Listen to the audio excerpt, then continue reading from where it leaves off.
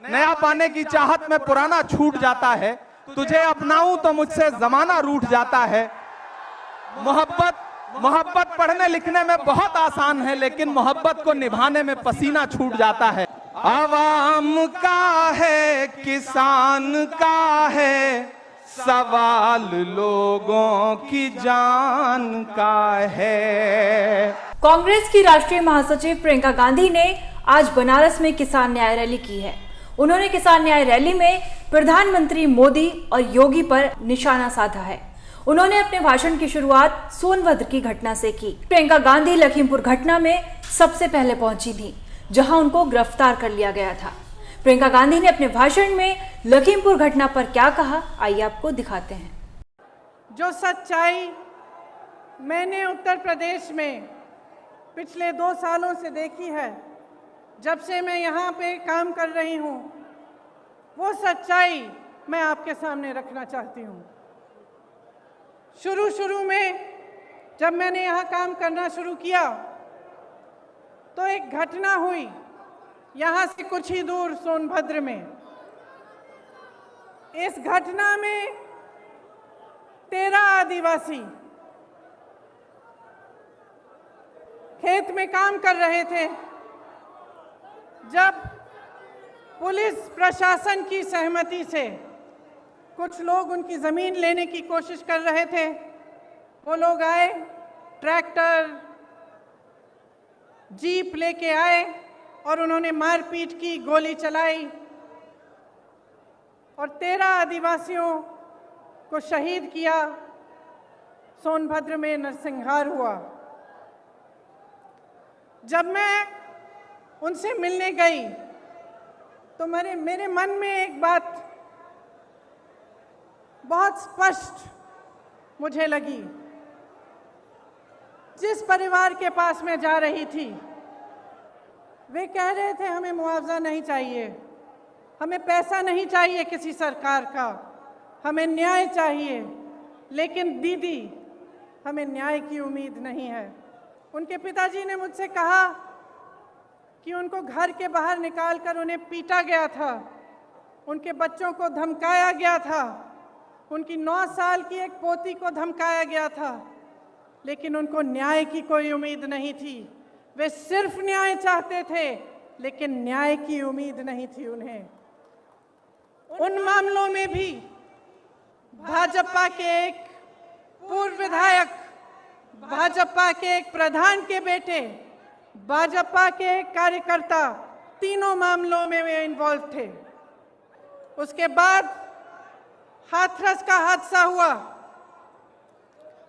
जिसमें आप सब ने देखा कि सरकार ने अपराधियों पर आक्रमण नहीं किया, सरकार ने अपराधियों को नहीं रोका, सरकार ने परिवार के सदस्यों को अपनी बेटी को की चिता जलाने से रोका। उनको ले भी नहीं गए साथ, पुलिस प्रशासन ने चिता जला दी। उस परिवार ने भी मुझे कहा कि दीदी हमको न्याय चाहिए, लेकिन न्याय की हम उम्मीद नहीं रख सकते। आज लखीमपुर खेरी में जो हुआ, पिछले हफ्ते से हम देख रहे हैं। इस देश के गृह राज्य मंत्री के बेटे ने अपनी गाड़ी के नीचे, अपनी जीप के नीचे 6 किसानों को निर्ममता से कुचल दिया और सब परिवार, 6 के 6 परिवार ये कहते हैं कि हमें पैसे नहीं चाहिए, हमें मुआवजा नहीं चाहिए, हमें न्याय चाहिए। लेकिन हमें न्याय दिलवाने वाला इस सरकार में हमें नहीं दिख रहा है। आपने देखा कि सरकार पूरी तरह से उस मंत्री और उस मंत्री के बेटे के बचत में लगी रही। पुलिस और प्रशासन विपक्ष के नेताओं को रोकने में लगी थी। जब मैंने रात में वहां जाने की कोशिश की, तब हर सड़क पे पुलिस थी, मुझे रोकने की कोशिश की। तमाम पुलिस के घेरे थे, नाकाबंदियां थी। जो परिवार हैं, पीड़ित परिवार हैं, उनके घरों में उन्हें नजरबंद किया गया, लेकिन अपराधी को पकड़ने के लिए एक भी पुलिस वाला नहीं निकला। अपराधी के घर में उन्होंने निमंत्रण भेजा कि आप आकर हमसे बात करिए।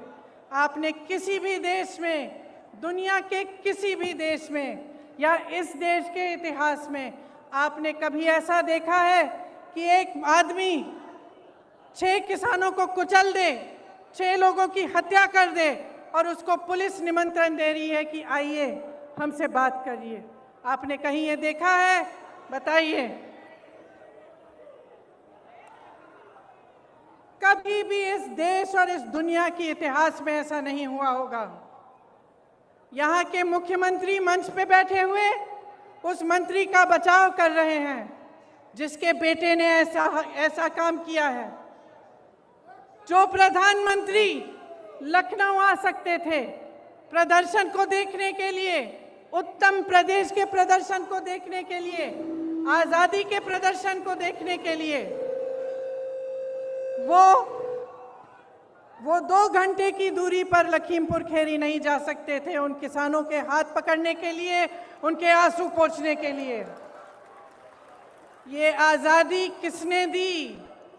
जिस आजादी का महोत्सव मना रहे हैं, अमृत उत्सव मना रहे हैं, ये आजादी हमें किसने दी है? ये आजादी हमें किसानों ने दी है, किसान के बेटे ने दी है। इस देश को किसान ने सींचा है। किसान का बेटा हमारी सीमाओं पर खड़ा है आज भी। ये किसान के बेटे हैं जो हमारी सुरक्षा कर रहे हैं, हमारी सीमाओं पे इस देश की आज़ादी को निर्भर रख रहे हैं।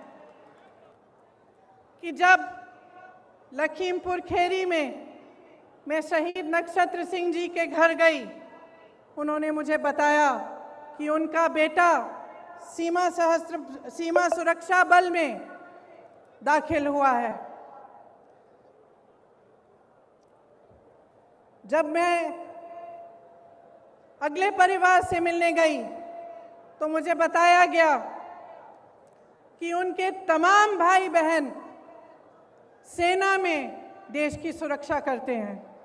जब मैं रमन कश्यप पत्रकार के घर गई, मुझे बताया गया कि उनको काम करते करते मारा गया, उनको जीप के नीचे कुचला गया क्योंकि वो वीडियो ले रहे थे, सच्चाई दिखाना चाह रहे थे। सारे परिवारों ने यही कहा कि हमें न्याय मिलने की उम्मीद नहीं है। तो अगर हमारे देश में कोई कुचला जाता है, किसी के प्रति हिंसा होती है, किसी पर अत्याचार होता है और उसको न्याय मिलने की उम्मीद नहीं होती, तो किसके पास जाएगा? अगर सरकार, मुख्यमंत्री, प्रधानमंत्री, गृह राज्य मंत्री, विधायक सभी मिले हुए हैं, सभी अपनी पीठ मोड़ देते हैं उनकी तरफ, तो किसके पास जाए जनता और क्या करे? आप जानते हैं कि किसान ने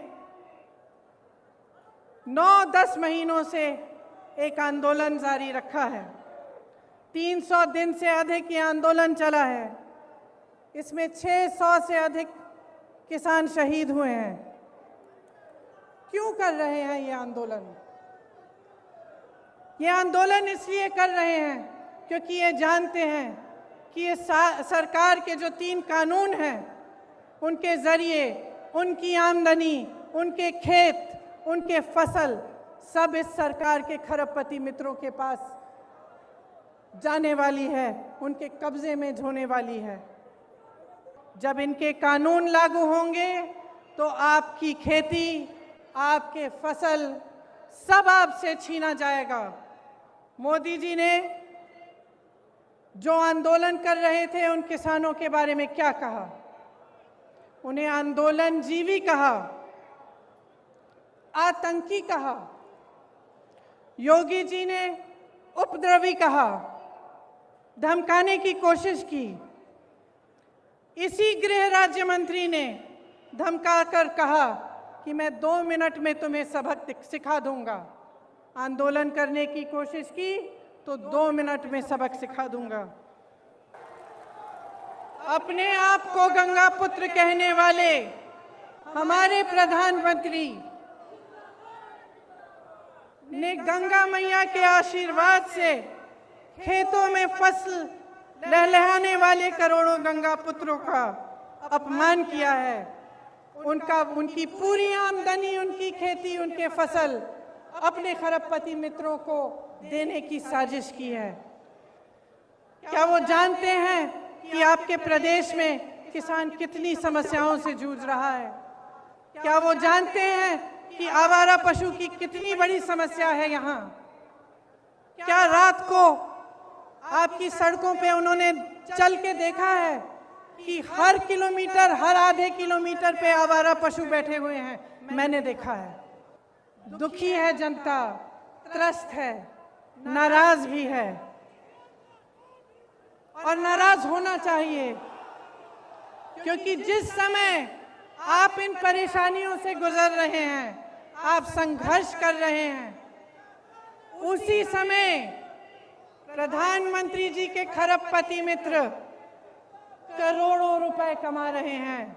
1000 करोड़ रुपए से ज्यादा दिन में कमाते हैं और आपकी आमदनी एकदम बंद है। कोरोना के समय तमाम छोटे बिजनेस, छोटे व्यापारी, तमाम लोगों को अपने काम बंद करने पड़े, अपनी दुकानें बंद करनी पड़ी, अपने व्यापार बंद करने पड़े। क्या सरकार ने कोई राहत दी? कोई राहत नहीं मिली। सिर्फ आपको प्रताड़ित किया। कभी जीएसटी, कभी नोटबंदी, कभी कुछ और। सब देशों में, इस पूरी दुनिया में, सब देशों में जहां जहां कोरोना की मार पड़ी, सरकार ने राहत दी, लेकिन आपको कोई राहत नहीं मिली। देश के हवाई अड्डों, देश की रेलवे, तमाम पीएसयू इनके खरबपति मित्रों को सौंपी गई हैं। आपको मालूम नहीं होगा शायद, प्रधानमंत्री जी ने पिछले साल अपने लिए 2 हवाई जहाज खरीदे। आप बताइए कितने के हो सकते हैं ये हवाई जहाज? सब मालूम है, सब पता है। एक हवाई जहाज 8000 करोड़ का था। 2 हवाई जहाज खरीदे, कितने के? और इस देश की पूरी एयर इंडिया कितने में बेची? अपने खरबपति मित्रों को कितने में बेची? 18,000 करोड़ में बेची। 2 हवाई जहाज अपने लिए खरीदे 16,000 करोड़ के। इस देश की एयर इंडिया को 18,000 करोड़ के लिए अपने दोस्तों को बेच दी। जब मैं बात करती हूं लोगों से, जब मैं लोगों से बात करती हूं, एक बात उभरती है कि हाँ, कुछ हो नहीं रहा है, कमाई नहीं है, रोजगार नहीं है, किसान त्रस्त है, नदियों के पास रहने वाला निषाद त्रस्त है, दलित त्रस्त है, महिला त्रस्त है, सब त्रस्त है। लेकिन दीदी, एक बात है कि मीडिया में बहुत आता है कि हम सुरक्षित हैं। तो मैं पूछना चाहती हूं कि क्या आपको सच्चाई दिख नहीं रही है? इस देश में सिर्फ 2 तरह के लोग सुरक्षित हैं आज। एक जो भाजपा का सत्ताधारी नेता है वो, और दूसरा जो उसका खरबपति मित्र है। सिर्फ 2 तरह के लोग सुरक्षित हैं। इस देश में कोई धर्म का व्यक्ति सुरक्षित नहीं है, किसी भी जाति का व्यक्ति सुरक्षित नहीं है। इस देश में ना मजदूर सुरक्षित है, ना मल्ला सुरक्षित है, ना निषाद सुरक्षित है, ना दलित सुरक्षित है, ना गरीब सुरक्षित है, ना अल्पसंख्यक सुरक्षित है, ना मेरी महिला बहनें सुरक्षित हैं। इस देश में सिर्फ प्रधानमंत्री, उनके मंत्रिमंडल के लोग, उनकी पार्टी के लोग जो सत्ता में हैं वो सुरक्षित हैं, और उनके जितने भी खरबपति अमीर मित्र हैं वो सुरक्षित हैं। इस बात को सही ढंग से पहचानिए।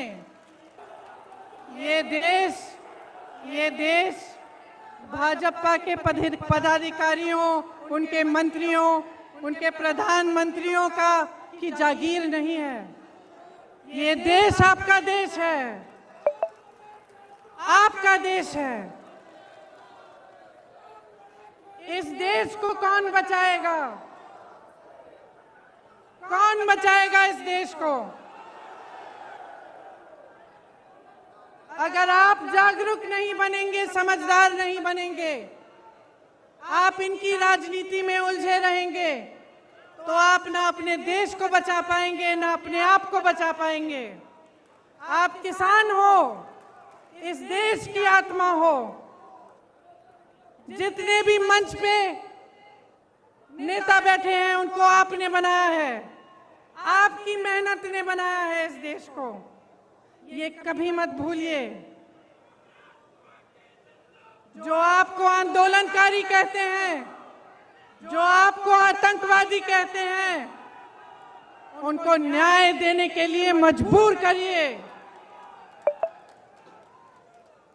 कांग्रेस के जितने भी कार्यकर्ता यहाँ हैं, किसी से नहीं डरते हैं, किसी से नहीं डरते हैं।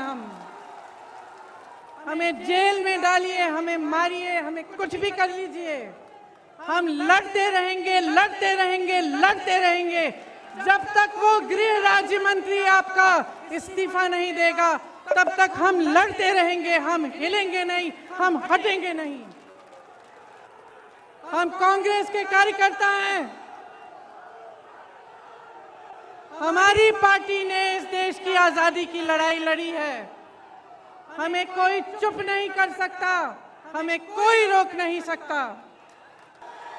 और जितने भी लोग मेरी बातों को सुन रहे हैं, चाहे आप यहाँ मौजूद हैं, चाहे आप टीवी पे देख रहे हैं, अपने अंतर्मन में झांकिए, अपने अंतर्मन में झांकिए और अपने आप से सिर्फ एक सवाल पूछिए, सिर्फ एक सवाल पूछिए कि जब से ये सरकार आई है, इन पिछले 7 सालों में क्या आपके जीवन में तरक्की आई है कि नहीं? क्या विकास आपके द्वार पे आया है कि नहीं? जो वचन आपसे किए थे वो निभाए गए हैं कि नहीं? और अगर इस सवाल का जवाब यही है कि आपके जीवन में तरक्की नहीं हुई, तो आ जाइए, मेरे साथ खड़े होइए, कंधे से कंधा लगाइए और लड़िए। बदलिए इस सरकार को, परिवर्तन लाइए, अपने प्रदेश को बदलिए, क्योंकि मैं तब तक नहीं रुकूंगी जब तक यहाँ पर परिवर्तन आए। मेरी आंखों के सामने हजारों की तादाद में पूरा उत्तर प्रदेश उमड़ आया है। आप धूप में खड़े हैं, मैं आपकी इस जिजीविषा को सलाम करता हूं।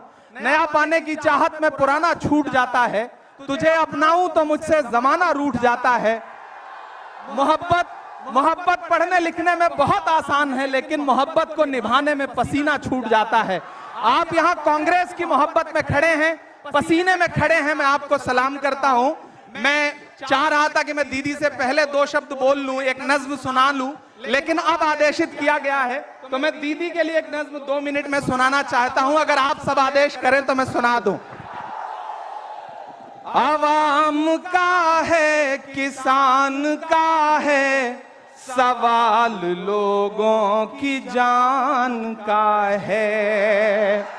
मैं मंच के साथियों से भी चाहूंगा कि 2 मिनट, मैं चूंकि शायर हूं तो मैं चाहता हूं कि मुझे वो माहौल भी मिल जाए तो मैं थोड़ा सा बेहतर से सुना सकूं। आवाम का है, किसान का है, सवाल लोगों की जान का है जो भी कातिल हैं, जो भी शामिल, उन्हीं से इसका जवाब लेंगे। सनद रहे हम हिसाब लेंगे, सनद रहे हम हिसाब लेंगे, सनद रहे हम हिसाब लेंगे। उत्तर प्रदेश वालों, उस दिन जब प्रियंका जी लखनऊ से निकली तो ऐसा लगा था रात में कि लखनऊ से लखीमपुर की सड़कों पर प्रियंका गांधी नहीं बल्कि इंदिरा गांधी जी दौड़ रही हैं, चल रही हैं। मैं एक बंद पढ़ता हूं इस नज्म का। जमहूरियत को कुचलने वाला ये काम तेरा नहीं चलेगा। यहाँ पे हिटलर मुसोलिनी सा निजाम तेरा नहीं चलेगा। ये जुल्म की नफरतों की जित